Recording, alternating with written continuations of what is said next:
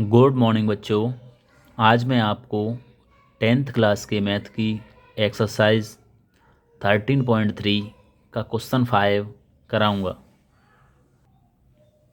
तो बच्चों क्वेश्चन 5 को हम पढ़ते हैं कि व्यास 12 सेंटीमीटर और ऊंचाई 15 सेंटीमीटर वाले एक लंबवृत्तीय बेलन के आकार का बर्तन आइसक्रीम से भरा हुआ है। इस आइसक्रीम को ऊंचाई 12 सेंटीमीटर और व्यास 6 सेंटीमीटर वाले शंकुओं में भरा जाना है, जिनका ऊपरी सिरा अर्धगोलाकार होगा। उन शंकुओं की संख्या ज्ञात कीजिए जो इस आइसक्रीम से भरे जा सकते हैं। तो बच्चों ये क्या है, एक बेलनाकार बर्तन है जो कि आइसक्रीम से भरा हुआ है। अब इस आइसक्रीम से इस आइसक्रीम को कितने शंक्वाकार बर्तनों में भर सकते हैं। शंक्वाकार बर्तन ये दे रखा है, जिसकी हमें व्यास दे रखा है 6 सेंटीमीटर और ऊंचाई दे रखी है 12 सेंटीमीटर। और इस शंकु का जो ऊपर का भाग है वो कैसा है, अर्धगोलाकार है। तो इस बर्तन में जो आइसक्रीम है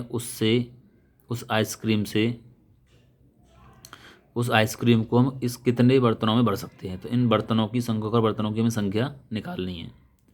तो उसके लिए बच्चों हम क्या करेंगे कि पहले तो हम इस बेलनाकार जो डिब्बा दे रखा है इसका हम आयतन निकालेंगे और इसके आयतन में क्या करेंगे, इस बर्तन के आयतन से भाग दे देंगे। तो इसका मतलब हमें दोनों का पहले आयतन निकालना पड़ेगा, इस बेलनाकार डिब्बे का आयतन निकालना पड़ेगा और इस शंकु का हमें आयतन निकालना पड़ेगा।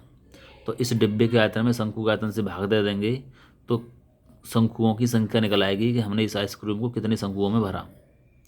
तो चलिए बच्चों, पहले हमें इस सवाल में क्या क्या चीज़ दे रखी है उसे हम लिख लेते हैं कि बेलनाकार बर्तन की जो त्रिज्या है वो दे रखी है हमें 12 सेंटीमीटर।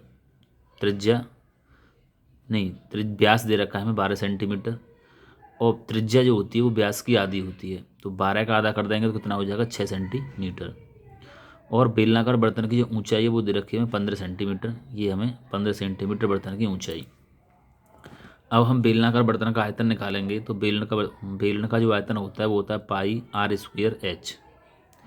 पाई का पाई आ गया, आर हमें दे रखी है 6 सेंटीमीटर। तो हमने 6 को 6 गुणा 6 कर दिया, क्योंकि आर पर 2 लगा हुआ तो हमने 2 बार लिख दिया। और ऊंचाई दे रखी है 15 सेंटीमीटर। अब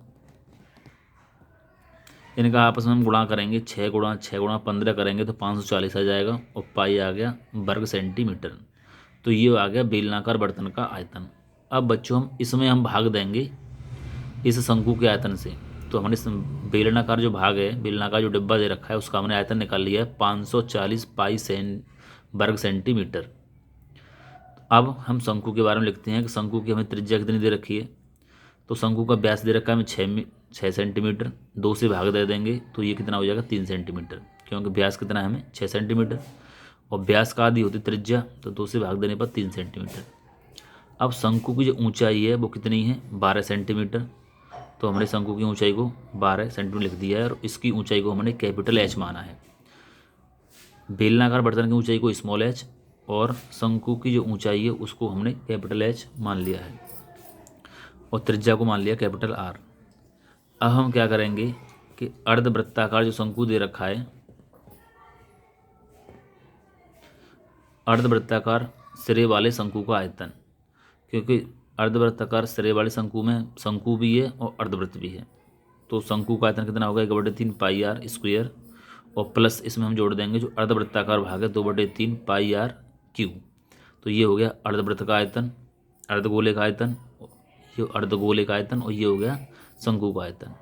तो 1/3 पाई का पाई आ गया, आर हमें दे रखा था 3 सेंटीमीटर, 3 गुणा 3 और एच कितना दे रखा है 12 प्लस 2/3 पाई आ गया और आर दे रखा है 3 सेंटीमीटर, 3 गुणा 3 गुणा 3।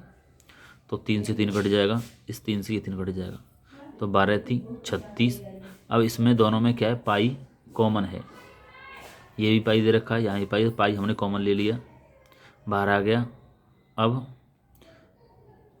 12 3 36 और यहाँ पर कितना बचा, 3 का 3 गुणा कर देंगे 9 और 9 दूनी 18।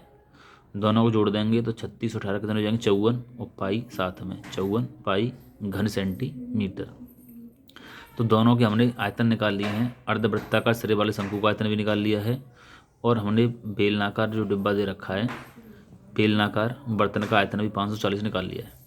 अब इसमें हम शंकु के आयतन से 540 में भाग देंगे हम 54 पाई से, यानी अर्धवृत्ताकार सिरे वाले शंकु के आयतन से हम भाग दे देंगे। तो यहाँ हमने लिख लिया है शंकुओं की संख्या बराबर बेलनाकार डिब्बे का आयतन अपॉन अर्धवृत्ताकार सिरे वाले शंकु का आयतन।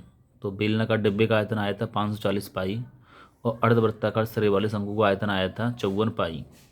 तो हम क्या करेंगे, पाई से पाई काट देंगे और ऊपर के दे रखा 54 और 0, नीचे 54, 54 से 54 एक बार कट जाएगा और 0 का 0 आ गया। तो शंकुओं की संख्या कितनी हो गई, 10। तो बच्चों ये सवाल कंप्लीट हुआ। इस सवाल को अपनी नोटबुक में नोट कर लें और इसका रिवीजन करें।